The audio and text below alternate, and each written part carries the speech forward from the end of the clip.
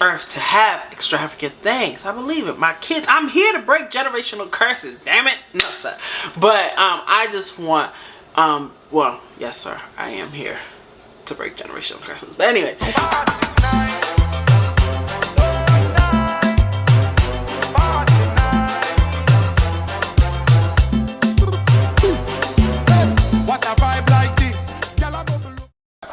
hi guys, this tripod I bought is cheap.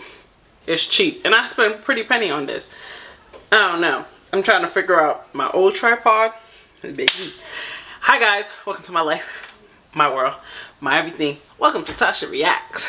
Welcome to Tasha Reacts. I hope I've been doing well, been doing good in the hood. My name is Tasha. I do have another channel called Tasha Society. I don't know if I always put it here or whatever. I have another channel.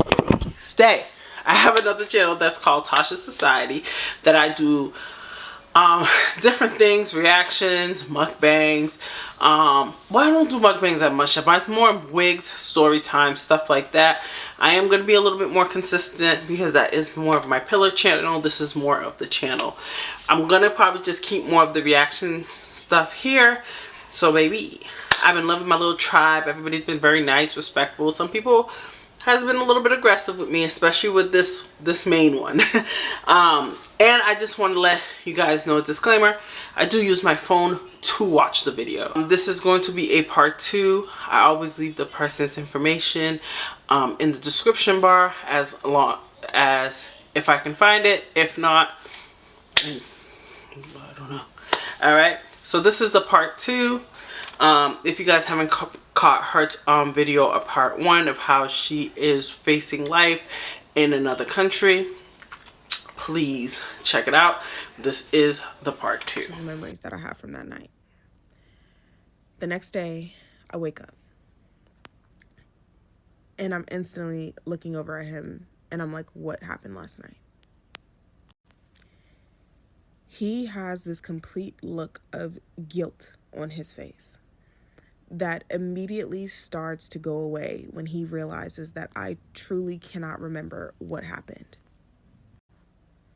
He then starts to once again create the narrative that I randomly attacked him out of nowhere.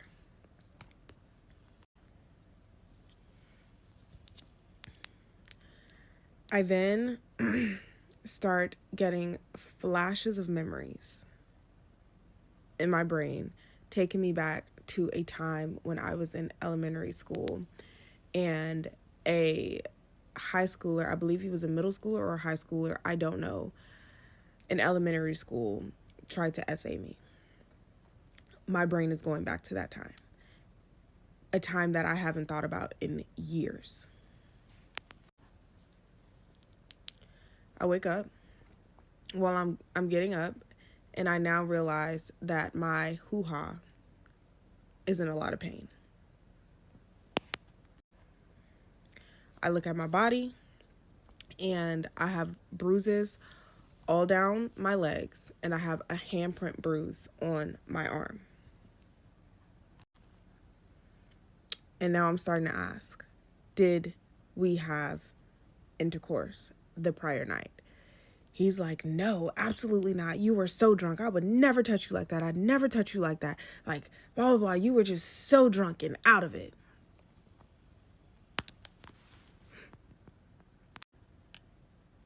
For the next week, I am in bed. I cannot get up out of bed. My body did not want to function. My brain did not want to function. And I could not figure out what was going on. I could not put anything together because I had no memories of anything to put together. The only thing that I had was a flashback of something that happened to me in elementary school. I hear him on the phone with his sister, and he calls his sister and he's like, yeah, T's been just sleeping for the last couple of days. She mixed liquor on Valentine's Day and just got so drunk, and like she just can't get up.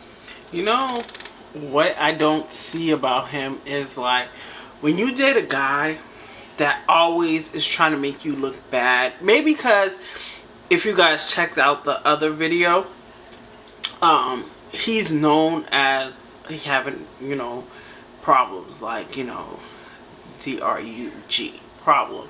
So I think that because the fact that he's always the center of negativity, the problem child, he's trying to make it seem like to take the attention off of him and play it off like his girlfriend is the problem, like she's problematic. And that's just crazy, because that's why, like, when men do bad stuff, they're like, well, she was, because everybody thinks they know everybody's situation. That's how people, and that's his blood. So he's trying to make it seem like she's just problematic, she's the issue. And they're probably, even if he has like DRUGS problems, they're gonna think that she is one too. You know what I'm saying? Like, because sometimes you just, with the person, they just think like, oh yeah, she's bad too. Creating another narrative.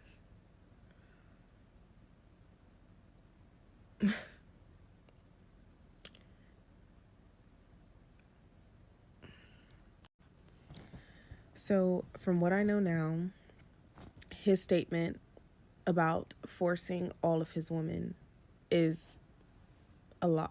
There's a lot of truth to that. I have spoken to other people who have confirmed that SA or grape has happened to them at the hands of him. And coming to terms with what happened to me that night took a very long time. This is why women don't report. Sometimes we really don't know. We don't remember.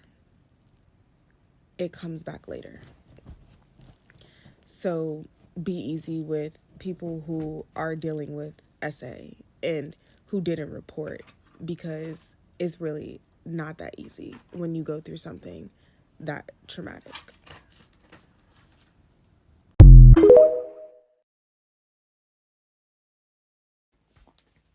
Part 9. Let's take a moment to clear up some gaps that y'all just can't fathom or get together in your brains. I'm not in prison.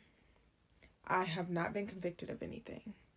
And the reason I am able to be out and free while I'm going through trial is due to my SOFA status. 2. This is a traumatic story to tell, whereas I think it's important to get it out, and my intuition has literally been egging me to get it out for an entire year. I'm finally doing it. Since I've started telling this story, I have already lost 4 pounds. I am reliving these events as I'm telling them. So relax. Like, I'm really going to start blocking people at this point. Before you try to make sense of what I was going through or not make sense of what I was going through, you need to look into narcissistic personality disorder. You need to look into what a narcissist is and what narcissists do. Yes, there were these glaring red flags throughout the relationship, but I'm not giving you the whole relationship. The entire relationship was not bad. Well, it was all bad, but like, it didn't feel all bad in the moments. I was completely tormented when I was with this man. And I did not realize until after the relationship was over, until after I had time to sit down, until I could go back into everything that was going on. If you asked me a year ago, were there any red flags before this happened? I would have told you no. I would have told you he completely did a 180 once we got to Korea. It wasn't until I had all of this time to sit with myself and to actually go back into the relationship and think about everything that happened that I realized I missed a lot. The narcissist, the menace, would not let me sleep. I could not have a full night of sleep with this person around. This man was getting me into sleep deprivation consistently. Imagine being drugged and not knowing it. Imagine going into sleep deprivation. There's clearly going to be a lot of things that you miss. When I got to the point where I'm like, yo, I need to do something, like everything's out of order. This is not how my life is. And I'm starting to like get back into like meditation, stretching and everything. The narcissist is interrupting. He was interrupting my meditation. He would not allow me to meditate. He would not allow me to stretch, and he would not allow me to journal in peace. He had to interrupt everything that I was doing for myself. And this is what narcissists do. They get you in a state of confusion. They get you in a state of confusion so that your reality no longer feels like your reality. So when you start questioning things, you start questioning yourself. Like, am I tripping? Am I the problem? Like, what is going on? So until you can grasp that and understand that, shut up. Like, shut up. No one needs your commentary, okay? Like, I understand that I missed a lot, but have you ever been tormented day in and day out and didn't realize that you were tormented until after the fact? Imagine being drugged and not knowing it. Imagine being tormented. Imagine not being able to sleep. Imagine being abused. Imagine going through mental abuse, emotional abuse, physical abuse. There was way too much happening. Not too many people can say that they've been through that. Actually, there are a lot of people out here that can say that they've been through that. And that's why I'm getting this story out. Because not a lot of people talk about this type of stuff. Because yes, it is embarrassing. That's my part 9. Leave me alone.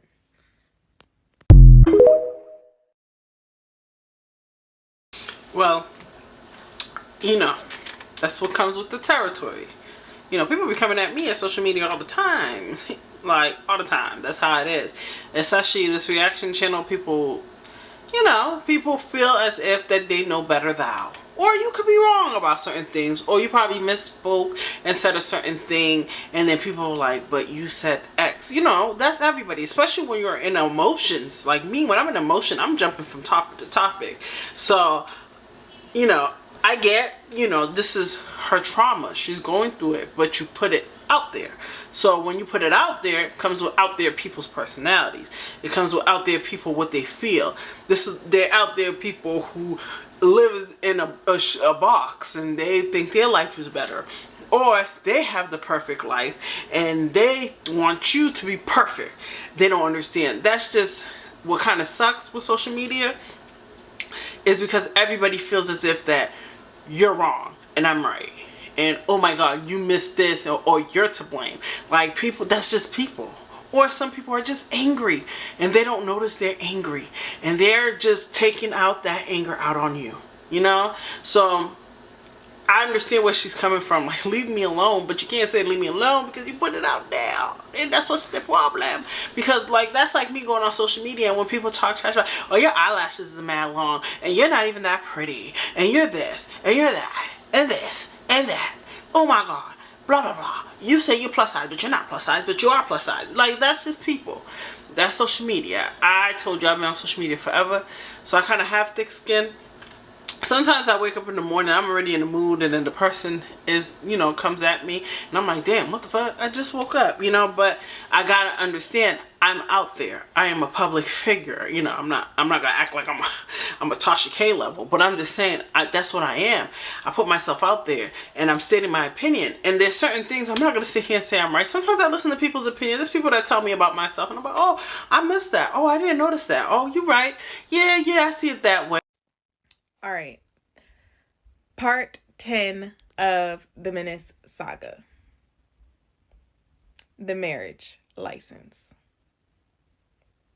Remember this story because it's coming up later. So, as we get closer and closer to going to Korea, the Menace is very adamant about wanting to marry me. And in the beginning, it kind of made sense because it was like, unless we were married, he could not be in Korea beyond 3 months. But as I started thinking more and more about it, it was kind of like, outside of that, there's no other benefit. And what am I benefiting? For me, I've always told myself that marriage is more so a business. It's a business transaction. For me, that's just how I feel about it. Starting to look at it in a business way and not a, oh, I love you way. And I'm like, no. You're not getting half of my funds. No. So once again, I'm asking the menace questions that I have already asked him. What's your credit score? What's in your financial background? Do you have any evictions? What's there? No, I don't have any of that. I don't have any of that. My credit score is good. Like, I have a great credit score. Da da da da. Child, when she said that, it makes me think, because, you know, sometimes, you know, I'm so happy that she's smart. Like me, I don't do joint accounts. I don't do joint anything. Especially after the robber, that's what we call him in my family. The robber, my son's father, oh, that man will leave you high and dry, okay? He's a thief. So, you know, people like that, you just, you know, you always got to make sure, like my mom always used to say, like, you have an account for you and your relationship and you have an emergency. It's good that she has that mentality because, number one, if he married to you, he'll have a lot of access to a lot of things. So a lot of people will try to rush to get married to you. You know what I'm saying? So, excuse me. That's why, like, it's good that she's already asking all these questions. But she should have did her background check too, because men will lie. And they'll wait till everything, like you're in a situation like, dang, babe, sorry. Nah, I don't, this, nah. You know, what should we do? What do you mean we? I asked you, you know? So, and I'm not just going to say it's men. Women are like that too. There's women that I know is like that. So, I'm happy that she has that mentality. Like, you know, do you have money? You have a bank account? Is money saved in your account? Because, baby, you know, that's smart. He does not have a great credit score, and he does have evictions in his background. Information I found out later. So also, I'm like, what is your criminal history? Is there anything in your criminal history that I need to know about? Even before, like, you were 18. Is there anything in there that I need to know about? I don't have anything in my criminal history. I've already told you that. Come to find out, after everything hit the fan in Korea, this man has been to court over 20-something times and has multiple charges, and most of them are drug. Baby, you were with an imposter. He imposter. Baby. Girl. I'm sorry. What the hell? She said over 20. 20 time. I'm sorry. You was a whole imposter. Related. Surprise. So this information was important for me to have because I have a security clearance. I cannot take on debt. I cannot have bad credit with a security clearance. And I can also not marry a felon or someone with a criminal history. I cannot be closely associated with a felon or someone with a criminal history. It was imperative that I knew that information, and he was aware that it was imperative that I knew that information, and he still held it from me. He knew that going against that information would cause me my job. And he still tried to move forward with the marriage. One day, I wake up and he's sitting on my couch and he's like, I applied for our marriage license. Like, aren't you happy?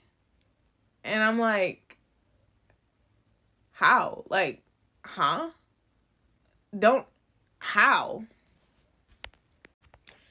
So I tell him in this moment that I am not marrying him. Like, I see no reason to marry him. One, like, I want a wedding. I want, like, the whole nine, baby. Like, I'm not eloping, period. So I said, we can go get the marriage license. I'm not signing. Even that. Because men have a way of tricking you. They will trick you. You know what I'm saying? Like me, I want a whole night wedding. Okay? A whole wedding. Okay? A whole wedding. Like, baby, I don't want no tacky wedding. No. The man has to look a certain way. I have to dress you. Cause I deserve it, but I already know I don't know if I want to be married anymore. But if I do, and God has that in store for me, you know, cause I told you I'm a baby mama. I have 2 kids, and I'm very scared to bring people around my children. You know what I'm saying? So if I want a wedding, first of all, I have to make sure I have great credit, everything's built, my life is built, because I am older. So if I am going to be spending an extravagant wedding, girl, my wedding is going to be huge, child, okay? I believe that God put me in this earth to have extravagant things. I believe it. My kids, I'm here to break generational curses, damn it. No, sir. But I just want, well, yes, sir, I am here to break generational curses. But anyway, but I believe like a wedding, I want to have a great wedding. And a lot of men will try to downplay your dreams. Like, no, you don't want that. You want a barbecue. We should just do a barbecue and save for a house. And no, we should have, especially my age, we should have that already in store. We should already have money saved, okay? Because we're going to get my wedding. I'm going to have my dream wedding. I'm going to make sure all of our kids is okay. My kids, most likely if I'm with a person my age, probably his kids included, that our kids are okay. But nothing's going to be joint. Because number one, I have kids without you. You know what I'm saying? These are my children. So I'm not putting nothing joint. Because if God forbid something happened to me, nobody's going to come claim me, my kids, and take their money. Absolutely not. Because baby, I will haunt you. Weird stuff. But baby, we ain't doing nothing until we traditionally do it. Okay? I'm not doing no marriage license. Why you want a marriage license? And why are you so pressed for it? You didn't even propose to her the right way, sir. You didn't even propose to her the right way. That's not how it works. Don't be messing with my friend. I be getting so mad for these girls. Like, I be knowing them because don't be messing with them. Like, what? When you want to marry, like, why you want to marry her so bad? Why you didn't propose to her? Why you don't do it right? Well, maybe she would have thought about it. But you so pressed. Why you so pressed? Why you want to ruin her life? That's why. Anywho. You're not signing it. It will not be officiated. But if I feel like you are my person and within the 5 years of being in Korea, I want to marry you and we have a wedding abroad, then okay, we'll already have the license. Going and getting that marriage license is going to come back to bite me in the behind. And you guys will see that in a little bit. But anyway, I want to wrap this story up by saying that this man knew that marrying me would cost me my job. And he still was trying to marry me. His end goal, his plan, was to always ruin my life, was to dismantle everything that I had built.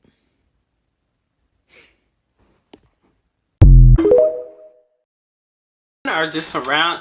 Some men come around to destroy you. Because a lot of men, like, I promise you, I'm not even trying to be conceited. I know people are like, oh, she think, no, I'm being very honest. And I had people tell me this.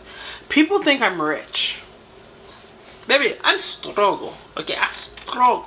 Baby, I had a mattress on the floor forever. You know what I'm saying? Like, I struggle. But a lot of people think I am very financially well, doing well in life, you know? And I'm not. I struggle. I have my 2 children, single mom who works real hard, who loves her kids and never stops. Like, baby, I'm a survivor. Like, for real. That's what I am. Like, people will just see you and they're a bit like what they have in store for you. Like, they will just come and try to destroy you. Okay, I always talk about my son's father because even though I don't have beef with my son's father, I want people to understand that I will never respect him as a man ever. I don't care. I don't care. But because he is my son's father, I respect him because of the fact that he gave my son. But everybody already know he's not respected as a man because how he came about. People will just come in your life and try to destroy. And sometimes their family will help them to destroy you, take everything. You know what I'm saying? So when she's talking about he was jealous of her, I really believe it. 100%. 100%. And she looked like she's well-rounded. She's beautiful. You just look at her and be like, wow, she's a beautiful girl. Why wouldn't he hate? Why? Part 11.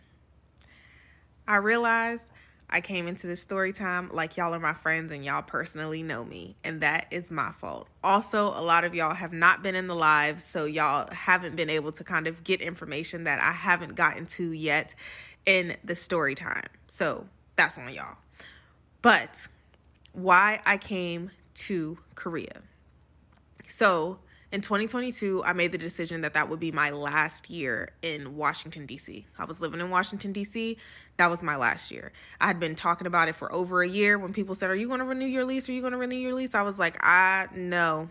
I don't know where life is taking me, but I'm getting up out of D.C. this year. So I applied for other jobs in other states and in Korea. Accepted into the jobs that I applied for, and I chose Korea. I chose Korea because I had always wanted to live abroad. That was just always a thing that I wanted to do, and that's why I chose Korea. Actually, the Menace was not coming with me to Korea. That was never a part of the original plan. The Menace was working for the mayor, and I was going off to other things, and that's where it was going to end. And the Menace lost his job for the mayor, so it just seemed like at the time, well, dang, things are lining up. Maybe it's just fate that you're able to come to Korea. I realize now that him losing his job was not fate for him to come to Korea. It was just a red flag for me to leave. So despite what the Menace has said or has told people, he never had a job in Korea. He had a little small job that paid probably did not pay a lot annually. That was a teaching job online that he could have gotten anywhere in the world. He did not have to be in Korea. He could have been in Mexico and got that job. I found out later that the Menace told everyone pretty much that he knows, his friends and everything, that he was the one who got a government job in Korea and that I followed him here. That is not the truth. Menace told everyone that when he was leaving, that I stole everything from him. I stole his home because everything in Korea was his. That is not the truth. Menace followed me to Korea with no job. And the plan was for him to get a job on base because he was already working for the DC government for years.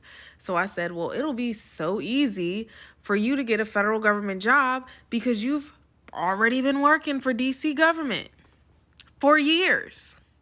As we know now, he was not working for DC government for years. He was only employed at the mayor's office for some months. So that is how I got to Korea. And that is a part of the destiny swapping. The Menace put me in his life path, facing felonies, and he went off to convince the world that my life was his. So for anybody who's watching this, who knows the Menace, you've been swindled and bamboozled. He did not have a government job in Korea. Okay? As we know now, he has a criminal history. So he was never going to be able to get a job on any military base in Korea.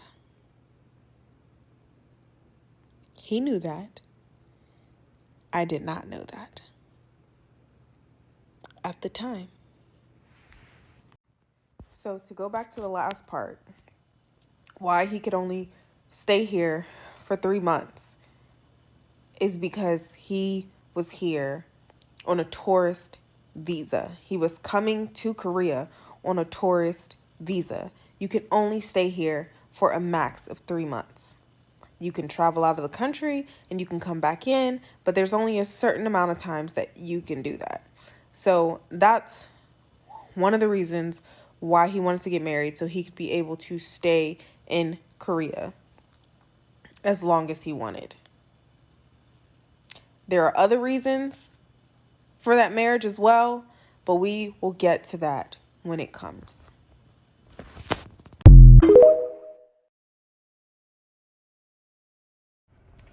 Part 12 of the Menace Saga, the background check. According to the Menace, he was born and raised in Washington, D.C.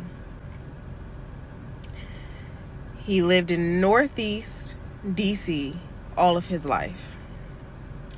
He drove me around his neighborhood, showed me where his cousins lived, showed me where his dad lived, showed me where his whole happy family lived together in a house. Showed me the house he and his dad lived together, and it was only them, and there was a ramp built on the outside of the house. He said that ramp was built by the city because his dad was disabled. He drove me around to this liquor store and said that the original owner of that liquor store was pushed out by the neighborhood because he was messing with a 14-year-old. He showed me where he got shot as a teenager. He said he was walking to the store for his mother and got hit with a stray bullet when he was a teenager, and that's why his stomach looks the way that it does. He prided himself on moving from Washington, D.C. and going to college in Virginia. That was a big jump for him. He finally got out of the city and got out of Washington, D.C., and he thought it was just such a big jump that he was going to college in Virginia. After college, he moved his college girlfriend back to Washington, D.C. with him and his family, and he had to introduce her to everybody on the block so that they wouldn't mess with her because she was new to the neighborhood. All right. Come to find out, all of that information is false information. It is not true. He was not born nor raised in Washington, D.C. He never got shot, and he did not move his girlfriend from college to DC. It's quite the opposite. Allegedly, she moved him to DC, and she had to introduce him to the block so that they wouldn't bother him. Allegedly. The stomach issue was just a hernia. I got the story that he was shot. I've talked to other people. Some people said he had a hernia since he was a baby. Some people said he got a hernia while playing football in high school. No one knows how he got the hernia, but he has a hernia that wasn't taken care of, I guess. So yes, I did do a background check. I looked in all the wrong places. He told me that he lived in DC. And at some point, he lived in PG County. So when I went to do my background check, that's where I looked. I don't know about y'all, but the only way I know how to do a background check is by going to the state and then going to the counties that that person has lived in. I don't have the database to just pull from every freaking state. If anybody does, let me know. So narcissists lie about the mundane things so that their past and their present don't collide. For my situation, the narcissist did not want me to find what was in his past and did not want me to find his criminal history. And that's where those lies came from.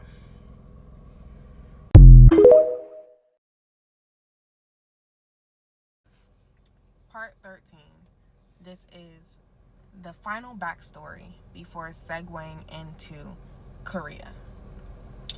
This story is important because a lot of things from this story pops up later.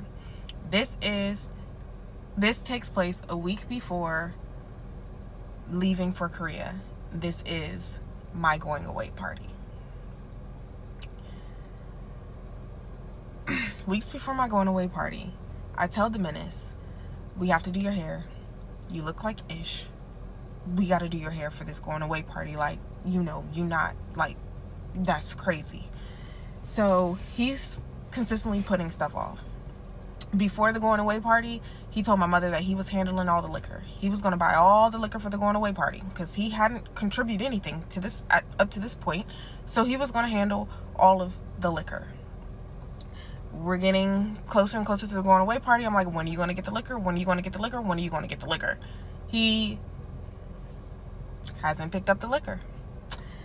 So then The morning of the going away party, I'm finally like, bro, you have to sit down. We have to do your hair. This is early in the morning too, like 5-6 a.m. in the morning, that I'm like, come on, like, let's get up, let's do your hair. He's fidgeting, he's moving around, like getting up, like will not sit down. A process that would take 30 minutes ended up taking like 3 hours. And he still did not get the liquor for the going away party. So now, before his hair is even finished and he's doing all this and we're going into 2 and 3 hours of doing hair, I'm like, bro, I'm about to leave. I'm going to Costco. Like, I haven't even showered. I haven't done anything for myself yet because you won't sit down. So I'm like, I'm out. He's like, you're not leaving this house until you're finished with my hair. I'm like, so I get out of the house. He's supposedly following me to Costco on his motorcycle. He gets to Costco. I'm already at Costco, and I'm shopping, and he's finally at Costco. Maybe like 30 minutes later, and he's like, I had this whole anxiety attack on my bike. You're giving me all this anxiety. You're giving me all this PTSD. You're treating me like my mom used to treat me. And I mean, just going in Costco, making this whole scene and making it all about him. I'm like, bro, I don't care. So he takes everything that I already have out the cart, and he's like, no, this isn't what we're getting. This isn't what we're getting. This isn't what we're getting. So I'm like, all right, fine. You go shopping then. I'm done at this point. Like, you go shopping.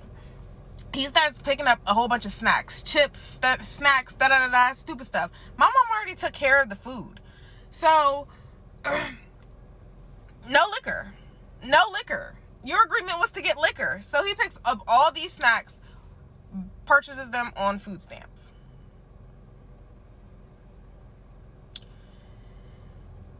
So I'm putting the snacks all back in the Uber and all this stuff, and we get in the Uber, and he's arguing in the Uber. And I'm like, bro, I'm not about to do this. I'm not trying to argue with you with this nice lady in this Uber. Like,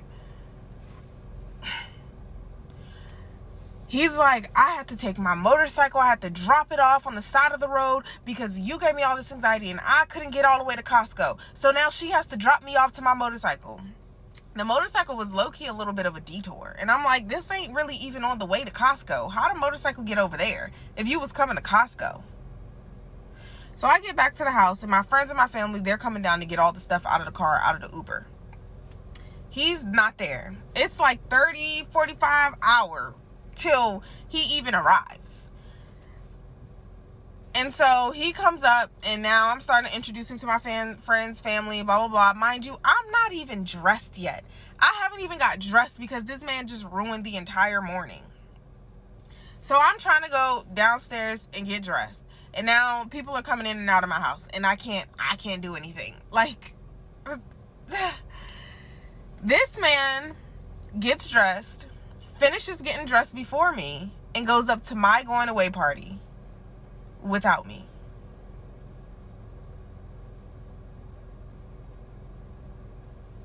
Do you know what he was wearing at my going away party? A hat, a beanie.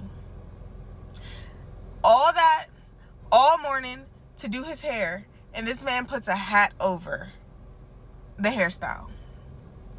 And I'm like, I actually didn't even notice it. It was like, I think maybe my mom who noticed that later on.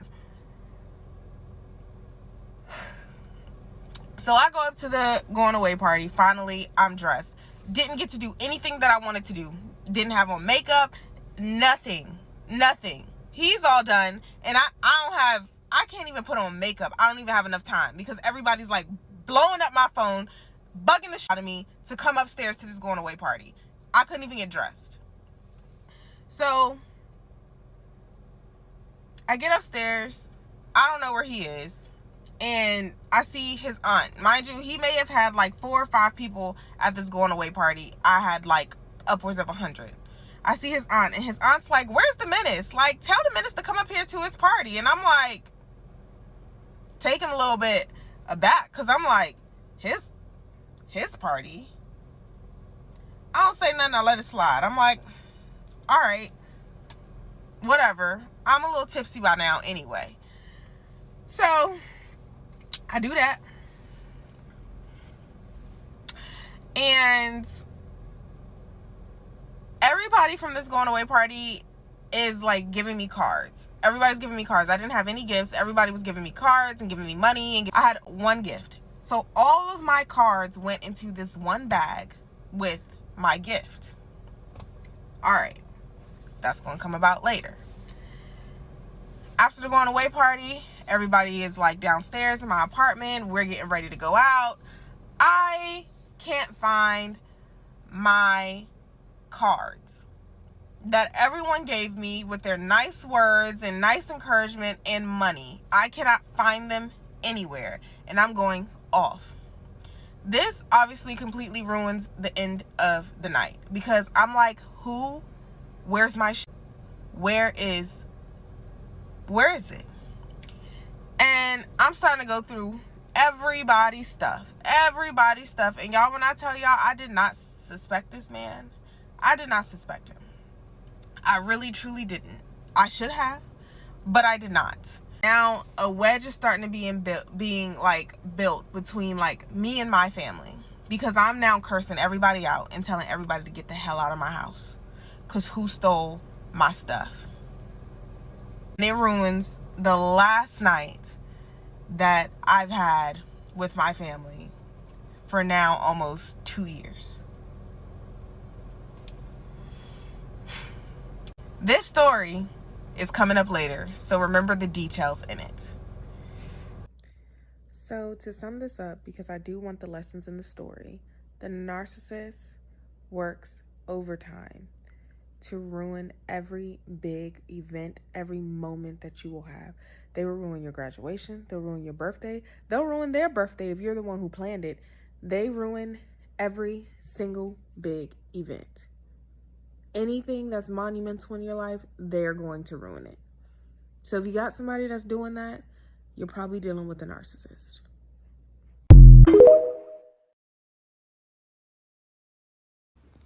Part 14 of the Menace Saga, preparing for Korea.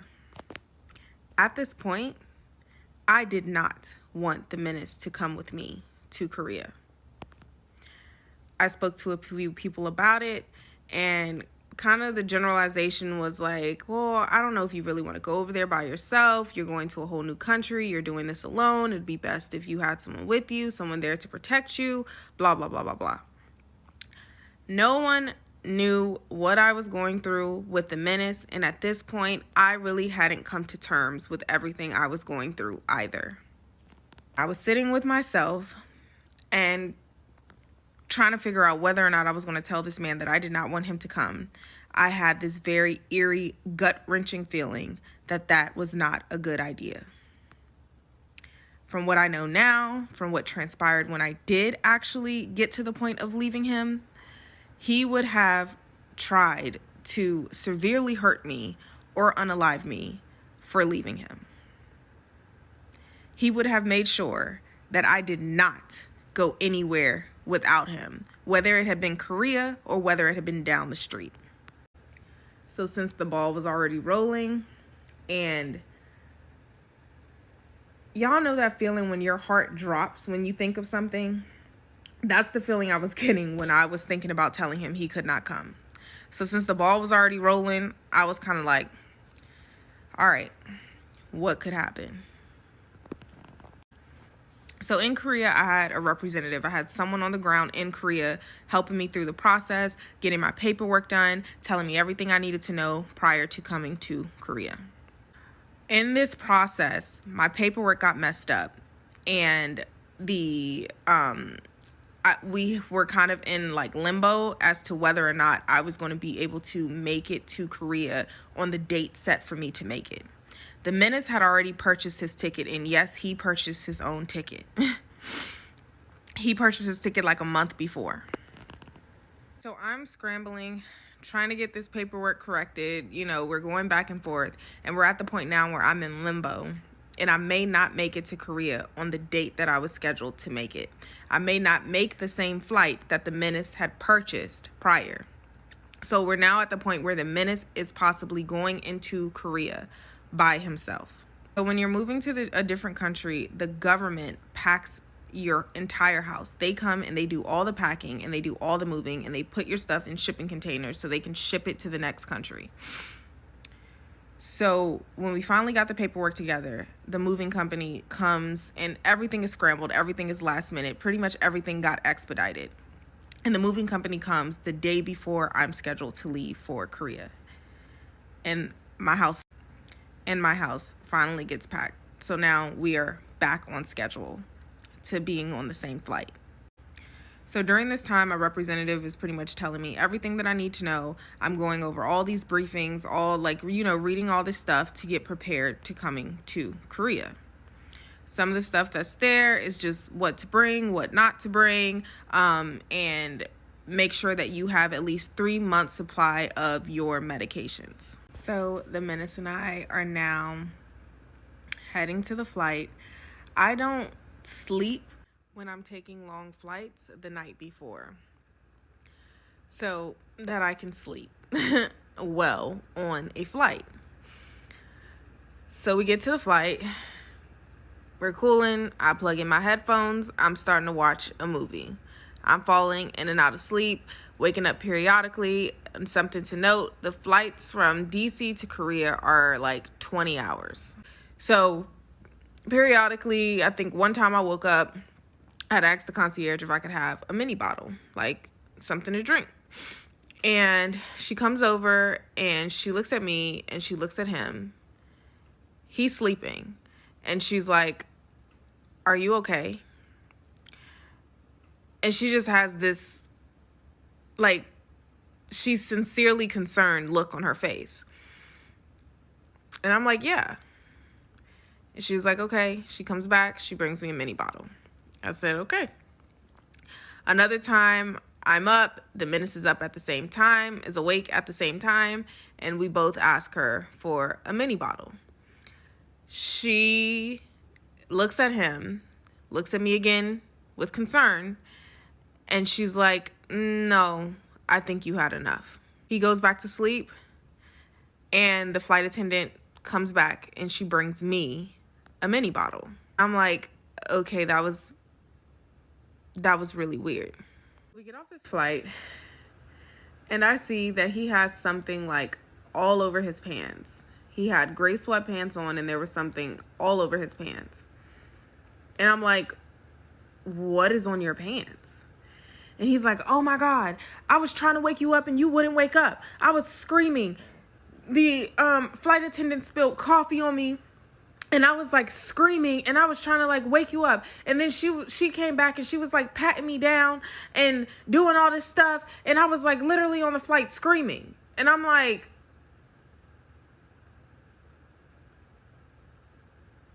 "What?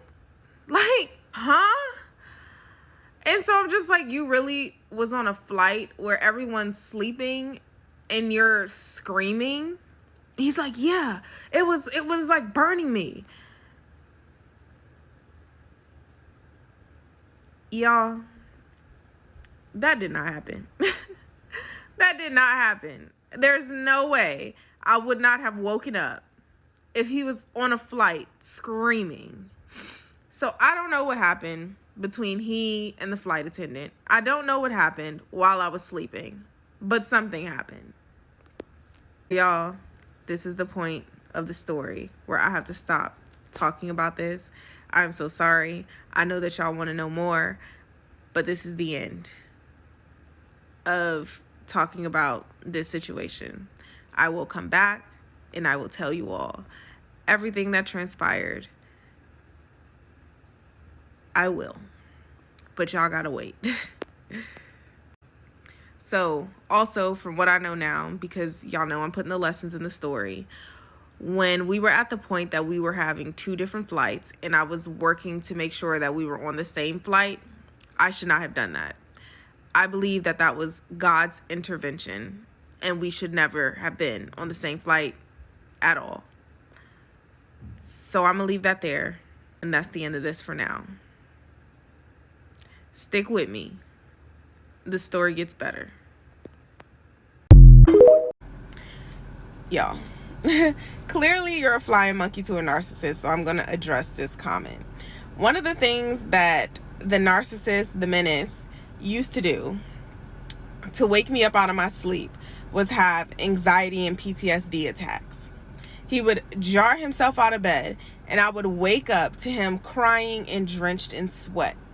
Consistently, this happened over time a lot. So I'm going to preference what I'm about to say with this little bit of information about me. I have always had a soft spot for people with disabilities. Even as a child, I had a soft spot for people with disabilities. Kids with autism who would not speak to anyone else would always feel free and comfortable to talk to me. Kids who were nonverbal and their parents were like, I don't know what's wrong with them. I'd come in, I'd start talking to them, the kid would start talking. Like, I've always had a soft spot for people with disabilities, and I can always understand disabilities and mental health. I'm probably one of the few people on this earth that could really understand people with mental disabilities, and have always been able to talk people with like anxiety, like panic attacks and stuff like that off of a ledge. I've always been like that, and I've always had a soft spot, to the point where as an adult I ended up started working with people with disabilities. And the comments that I will always get when people would come into my office like, oh my God, thank you so much for talking me off that ledge. Like, thank you so much. And that's a natural gift that I have always had. So the menace used this bit of information about me to manipulate me. He would use anxiety and panic attacks and PTSD and all of that to manipulate me so that he would not be held accountable for his actions. So he would get me in a place where I'm walking on eggshells to make sure that I'm not giving him an anxiety attack because he did something wrong and now he doesn't want to be held accountable for his actions. That was a form of manipulation. One of the things that the menace used to always do was wake me up out of my sleep. I've mentioned this before. Well, one of the ways that he used to wake me up out of my sleep, he would somehow jar me out of my sleep. I would literally wake up jarred out of sleep. And I'd wake up to the menace sitting on the bed crying and drenched in sweat, and now he's telling me that he had an anxiety attack, a PTSD attack, whatever the case may be. And so, like I said, I know how to get through to people with that. And so I would talk to him, we would talk him off the ledge, and we would go back to sleep. Well, over time this started happening a lot. This became very often. And it got to the point where I was like, bro, you cannot keep waking me up out of my sleep. Mind you, I worked 2 jobs. So my sleep, it was vital for me to get the little bit of sleep that I could get, which some nights were only like 2 to 4 hours of sleep because I worked 2 jobs. After I got to the point of telling him, don't wake me up anymore, you're going to have to figure out how to navigate your anxiety and your PTSD by yourself, the anxiety and the PTSD stopped. And then he started waking me up in other ways. He started doing stuff in the kitchen, doing a whole bunch of stuff, making a whole bunch of noise in the middle of the night to wake me up out of my sleep. As I mentioned before, he had me in a state of sleep deprivation, and these are some of the things that he used to do. So your comment is disgusting, actually, because that day he used anxiety so he would not be held accountable for his actions. He used that to manipulate me, and he used that to prolong a process, knowing that I had to get ready to go to my going away party. He pretty much used that to keep me away from my friends and my family on the last weekend that I would be able to see them for a while. I've talked to people in the menace's past. I've talked to people in the menace's present. They said that they have never experienced anxiety and PTSD attacks from him.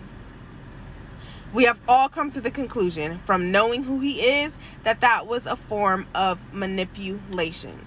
Now, where the sweat came from when he would wake up and be drenched in sweat, I don't know. For all I know, he went in the bathroom, put water on him, and came back to bed.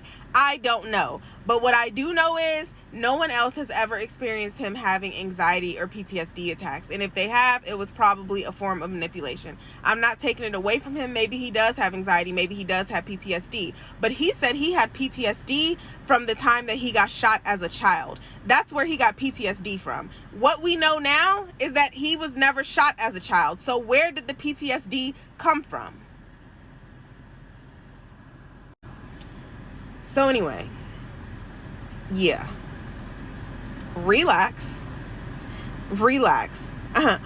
It sounds like he was trying to express himself and you shit on his feelings. No, that's not what happened. Over time, someone consistently bringing up something so that they won't be held accountable is going to get old.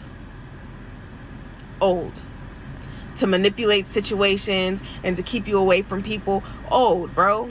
Old. I mean, every time if I had a friend come into town and I was trying to hang out with my friend without the menace or something, he's springing into an anxiety and a PTSD attack and taking away my time to be with that person, or putting me in a bad mental headspace before going to be with someone who I haven't seen in a while. This was always a form of manipulation that this person used. So, yeah.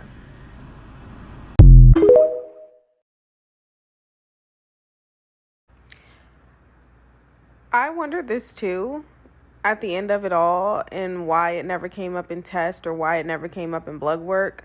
But my assumption is just that they weren't looking for that, so that's not what they tested for. I mean, you know, when they test for stuff and they take blood work, they have to take different valves for each thing that they're doing. And that's just, I guess, not what they were looking for. I can't answer it. I don't know. Wish you nothing but the best, sis. I really, really, really do. This has been a lot. I wish her nothing but the best. There's going to be a part that I'm not going to be in the clip, so it's just going to be her TikTok playing. Let me know how you guys feel. I always leave their information down below. I don't really judge when it comes to certain situations like that, because who am I to judge a person? But I really, really, really wish her nothing but amazing positive vibes, and you get all the blessing.